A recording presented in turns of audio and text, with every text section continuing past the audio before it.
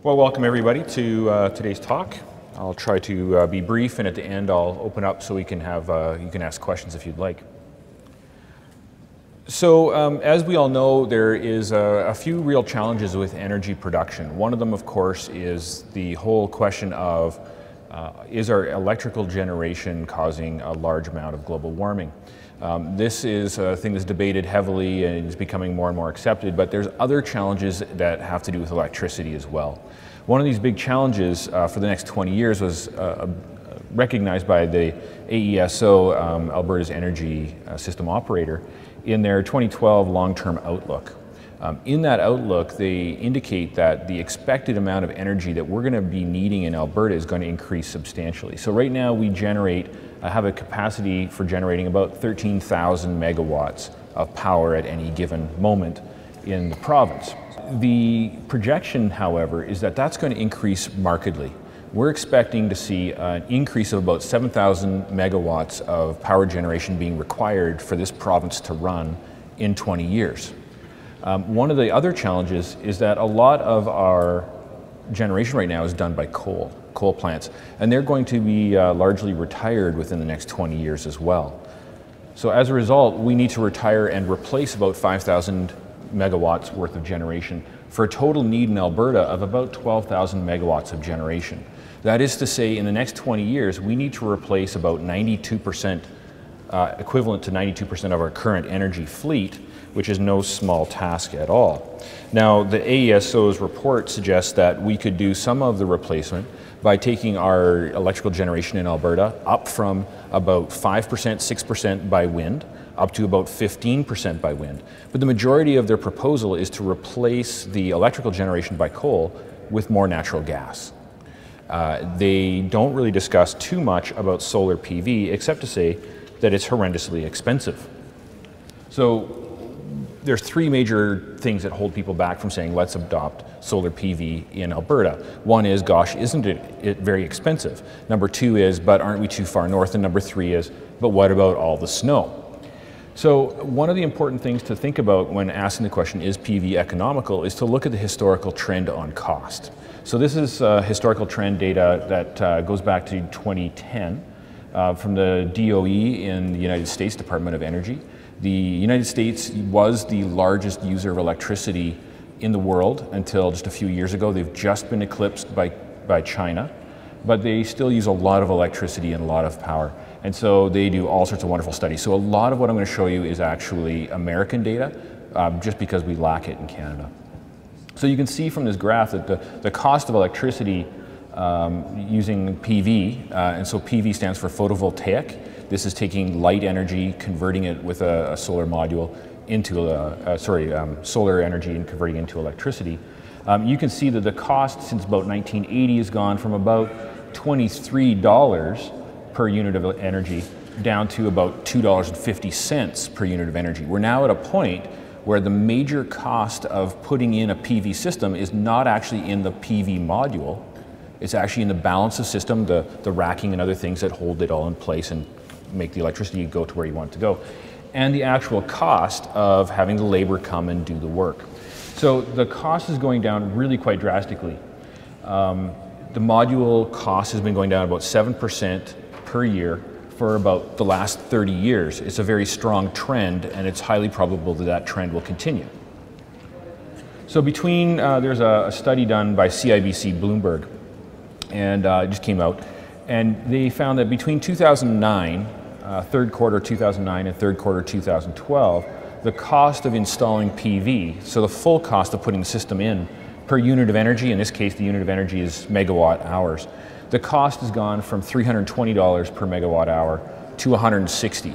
So in that 3-year span, the cost of installing PV dropped by 50%. And you just don't see that in the standard technologies that we've had for many years, because all the efficiencies have been gained already. As a comparison, the cost of natural gas to install it per megawatt hour is about $62. So you can see from that the cost with natural gas is about 2.5 times lower than with PV, but the downward trend of PV is the really significant thing. So we can project that forward, and that's what this graph shows here. that if we project that forward, we can find ourselves reaching what's called parity. Parity is when the cost of using PV or some other technology to make electricity is now the same cost as if we were to use to make electricity with our standard grid that we already have. So the on par point is projected in the US to be about 2018, 2020. So we're talking only a few years away before the cost of putting in PV will have the same cost per amount of electricity generated as putting in another coal plant or another natural gas plant. So that's a pretty significant decrease. And there are places in the world, for example, Hawaii, many parts of southern Italy, where PV already costs less than the cost of the standard technologies used by electrical grids around the world. And so it's just a question really of how long. North Carolina has some data where they project that they will probably hit parity in 2018 unless they continue with some of their state tax rebates, in which case they could probably hit parity by about next year. So just to put it again in a little bit of context, again, American context, the United States is now the second largest consumer of electricity in the world. They currently generate about 1,137 gigawatts of electricity. That's a lot of electricity, and even though we see a really rapid increase in the adoption of PV, we're finding that it's still less than 1% of the generation in the United States. So there's a lot of room to grow. Lots of people ask questions about storage. A lot of people ask questions about, don't we have problems with intermittency? The reality is, probably within the next 10 to 15 years, we simply will not get to a capacity point where the solar or other renewables are dominating. It's not a real issue today. It could potentially be an issue in a decade or two, but frankly, by then we'll have likely a lot of other solutions. But it's a little bit of a red herring. You've probably heard that conversation a fair bit. So the other two questions, is PV worthwhile at higher latitudes? And what about this snow stuff? So this is a little bit of a diagram or a picture of comparing the amount of solar resource in Germany compared to the solar resource in Canada. As you know, Germany is the leader in the world in terms of the amount of installed solar PV. They've had a very aggressive campaign. They don't have nearly the reserves that we have to fall back on. And I don't know if you remember the whole oil embargo, but Europe has definitely remembered the lessons of, oh gosh, we actually shut down there for a while. And so they've got a number of reasons to want to pursue alternatives to natural gas and oil. So Germany, it's number 6 in the world in terms of the amount of electricity it consumes. It is a very significant economy and they're very advanced. And they have adopted PV a great deal. In fact, this last summer, they had a few days where they actually had 50% of their electrical consumption needs met by PV. So they've really gone far with it. So the other nice thing about looking at Germany is it's also a northern climate. So it's got a city called Hamburg. It's at 53 degrees latitude north, which is the same as Edmonton. And they have a certain amount of solar resource there. It's measured in what are called sun hours per year. And they have an amount of 1,064 sun hours per year on the average year. Of course, some years are cloudier than others and things like that, but on average, 1,064 sun hours per year. If we compare that to Edmonton, that by luck just happens to also be at 53 degrees latitude north, we get 1,685 sun hours per year.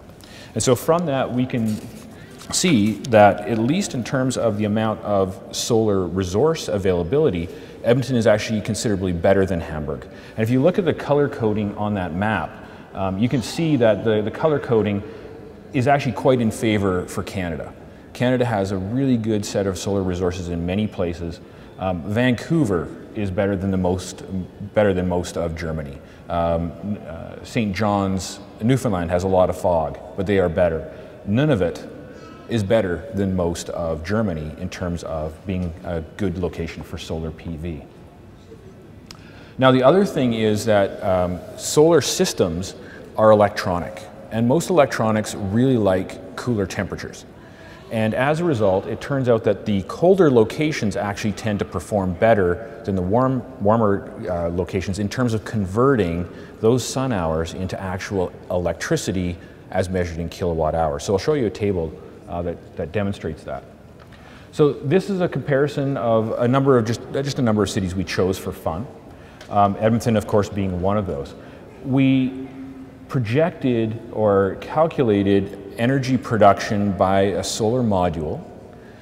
And what we did is we used a program called RETScreen. RETScreen is an internationally recognized renewable energy software package made by Natural Resources Canada. It's very similar if you've ever used PV Watts in the United States by the NRL. It's very similar to that. What you can do with this program is you can indicate what city you would like to do your study, and you can enter all the data for a particular PV module and an inverter and get the efficiencies and stuff like that. And you can dial in the number of sun hours per year, and you can select an angle for that PV array to be actually set at. So what we chose to do is we set the array angle in every single case to be at the same angle as the latitude of the city. This is an important rule of thumb that a lot of people have been using, is that the optimal angle is very close to, and it's a rule of thumb, there's some exceptions, but it's very close to the latitude of your geographical location. And so for Edmonton, on this particular study, in the RETScreen, we dialed in an array tilt of 53 degrees for Edmonton. We've got a number of sun hours per year of 1685, and that means that our annual kilowatt hour generation for that particular module should be 311 kilowatt hours. For Hamburg, they've got less sun hours per year, and that same program for that same module at the same angle gave 195 kilowatt hours per year, which is to say that in Edmonton, that same module should give us about 60% more electrical generation than in Hamburg. Another one that's kind of fun to compare would be to compare Edmonton to Miami. Miami, known for growing coconuts and having dolphins. We had dolphins once, didn't we? Somewhere, yeah. So they have a lot more sun hours, and it's a lot warmer as well. So they have 1,862 sun hours. We've got about 1,685 on an average year. And yet when you look at the generation, despite having 10% less sun hours, our generation is only about 1% less. That again is because Edmonton is very cool and Miami is very warm, and the PV modules work better when they're cold.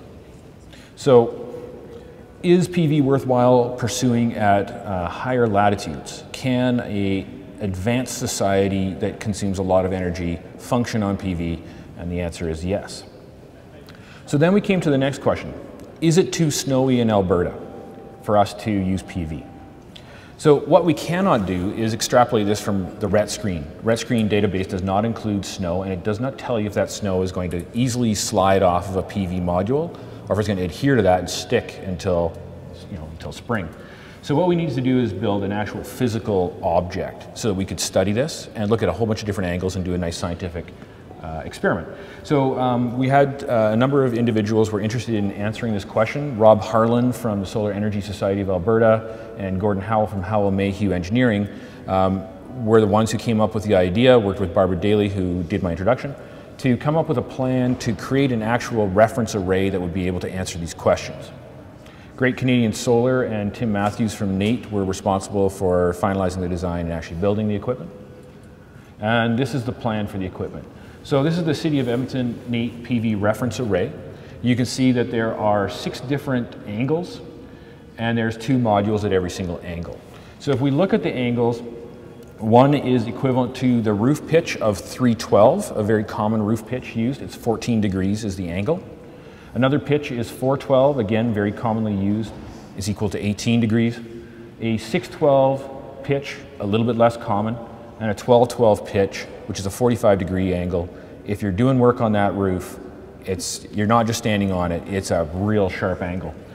And then I'll take your eye to that 53-degree module. It's really important to consider the 53-degree module. This is our reference module angle, and again, that's because the rule of thumb is that you want to have the PV module very close to your latitude, and for Edmonton, that's 53. And then finally, there's a lot of architectural firms that are starting to put modules at 90 degrees on walls. And so we wanted to see if that was going to be really effective in generating electricity as well. And would it accumulate snow, or would it be completely free of accumulation? So we are looking at performance at multiple angles, many of which are commonly used in industry, in the roofing industry and in the solar industry. And because we've got two modules, we chose to clear off the left-hand side, just by chance. We clear one of the modules of snow every time there's a snowfall, and we leave the other one completely alone. And if it's going to slough off its snow, it's going to do that by itself. And that'll let us look at the difference between whether the snow is adhering or not and what effect it has on electrical generation. So this is important because this gives us a third-party reference for the City of Edmonton and other jurisdictions in the greater Edmonton area to look at performance of solar modules that they might be able to support their local citizens with their decision making. And it's also good as an explanatory tool for installers and designers as they're trying to explain technologies possibly to the client, possibly to other people on the design team that haven't worked with renewables before. So it turns out the building we put it on is the South Learning Center at NAIT. There was no elevator. So I helped carry a couple of modules up, and then it got to the concrete blocks, and then we hired a crane. You can see my physique, obviously. So this is the module up on top of the roof.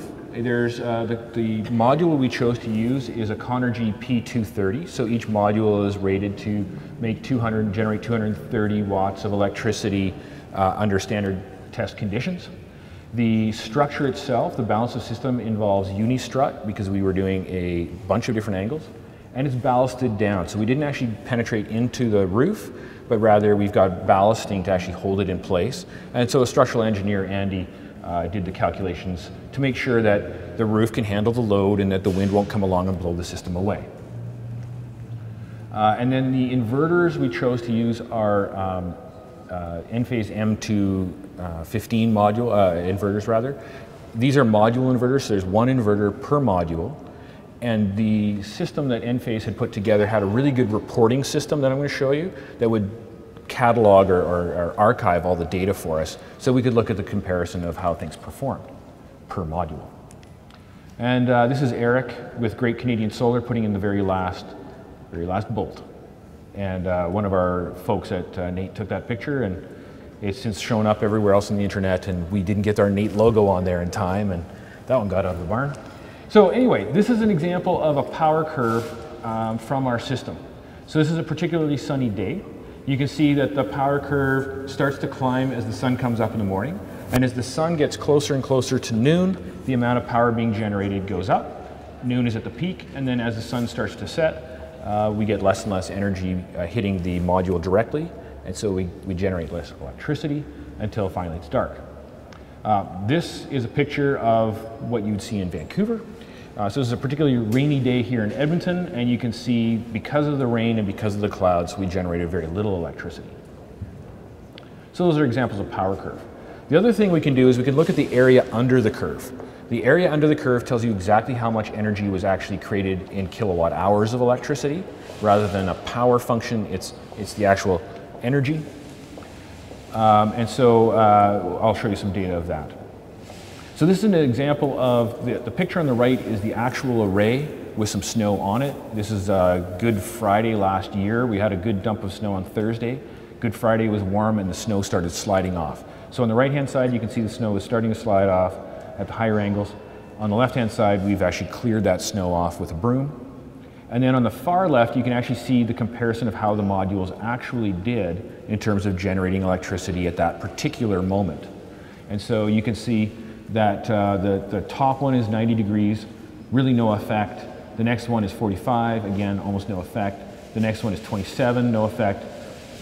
When we get down to the very bottom one there, you can see there's a fair bit of snow on the module, and you can see that instead of generating 166 watts, we're generating 2, which is to say we're essentially not generating electricity at all in that particular case. And so then the real question is, that's a particular day, how does it function over season, and what's that effect of snow over an entire year? So I'll show you some data around that. So this first figure is looking just at the season of winter, and that's on either side of December 21st.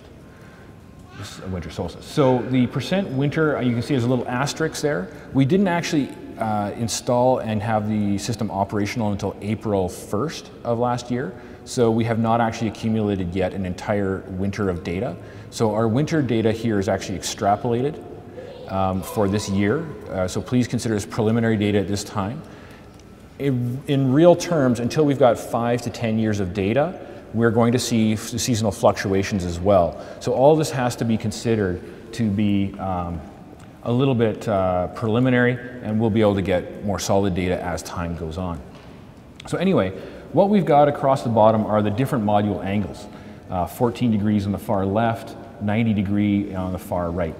The blue bars indicate the amount of energy produced for the modules that are actually cleared of snow, and the red ones are the modules that we left alone and did not clear snow off of. And you can see a general trend there that the ones that we didn't clear the snow off have slightly less energy production. And in every case, you're going to see this same green bar for 53. Again, 53 degrees is our reference angle. That green bar is the 53 degree module that we're clearing snow off of. And we compared all the energy production to that, which is why the green bar is the 100% generation for winter, and then everything is compared to that. So if we look at our worst producing modules, it's the 14 degree angle modules, a pitch again of 312. And we can see that for when we look at the module that was cleared, it's got 60% less electrical generation than our reference. And the one that was not being cleared of snow only had 29% of the generation of our reference. So that's not looking particularly favorable in this graph. The thing to keep in mind on this graph is that it's all relative performance to the 53 degree in the winter. But during the winter time, the sun only comes up for a little while, and it's coming up at a very low angle.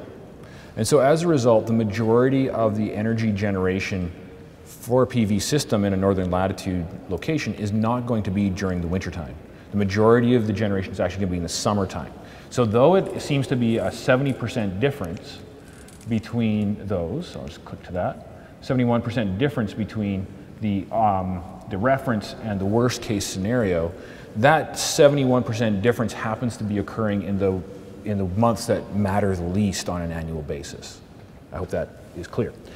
The other thing that's quite interesting is that the 90 degree angle modules, the sun is quite low in the horizon, and so the sun is coming at a very low angle, is hitting that 90 degree, and is performing really well, which is why the 90 degree is actually performing better than our reference angle of 53. So we had 109% performance during the winter. But again, winter, not the months when we're going to create the most energy. If we, instead of looking at percentages, look at absolute values, we could look at the green bar there is the summertime at 53 degrees. And the actual number of kilowatt hours produced in that summer months of 3 months was 106 kilowatt hours. And you can see that completely dwarfs the winter months altogether. And so if we are to compare the difference between the 53 and the 14 in the winter and reference that against good performance in the summer, we see that 71% difference relative to the summers actually pretty small. So it's not that big a deal. So what we did is we decided to also look on an annual basis. How do these different modules perform if we consider all 12 months? And again, we had to project for the winter months because we don't have a full year under our belts yet. But this is the comparison of the annual. So again, the green bar is the 53 degrees across the entire year, and that's the cleared one, and that's our optimal production. So we set that at 100%. And you can see for our lowest angle module that the cleared one had 92% production on the entire year, which is to say, even though the angle's not optimal, we only actually lost 8% generation. Remember, Hamburg, Germany, we're getting 60% more generation than they are. Well, we did lose some because of the lower angle. The other thing to consider is that when we look at the red bar at 14 degrees, we only had 89% generation on an annual basis, which is to say, for this last year, for the data we have, we lost about 11% to the cumulative effect of low angle and snow. But again, remember, we're doing a lot better than Hamburg. Interestingly, the 90-degree module did really poorly in the summer because, again, it's got a facing at 90 degrees, and the sun, instead of coming in low like in the winter, is now quite a bit higher, and you have a bad angle of interaction. You're not perpendicular anymore. And so in the summertime is actually really poor performance. So overall, across the entire year, the 90-degree modules performed at about 73%, and they accumulated almost no snow at all, so the cleared and uncleared are basically 73% plus or minus the error bars.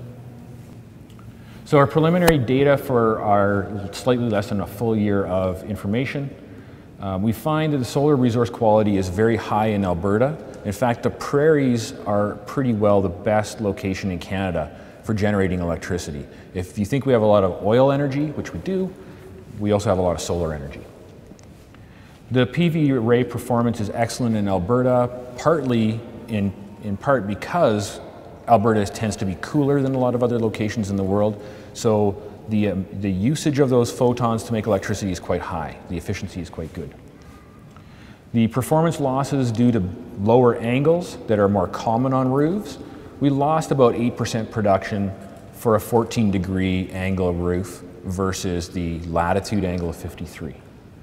And if we look at the cumulative losses of snow and the lower angle for 14 degrees, we're looking at about an 11% loss. So for this last year, it doesn't appear that the snow loss is that much of a drastic loss. So that's the summation of what we've learned so far from the reference array that we built here in the city. I'd just like to let you know that we are looking at building a number of others around the province. We're currently set up to create a new one in Grand Prairie. Instead of having a reference angle of 53 degrees, we're going to have a reference angle of 55 degrees. Our program has now been in existence as our second year, and so we actually have students doing their projects to actually design the one in Grand Prairie from scratch. They'll be apprenticing with a master electrician, Clifton from Great Canadian Solar, to build it. But they're doing the design from the ground up. We showed them a picture and said, build us one of those, and they're doing the single line drawings and all the rest of the fun stuff. Just to briefly tell you about our program, at NAIT we now have an alternative energy program. We're now in our second year. We're about to graduate new students this April. It's a 2-year diploma in total. We cover a lot of different technologies. Solar PV is the one that we talked about today, but we talk about geothermal, other solars, even up to fuel cell and cogen, using natural gas as a source, and looking at different types of biological fuel and energy systems as well. So if you have, I think I'll just close it there. If you have any questions, I'd be glad to take questions from the floor.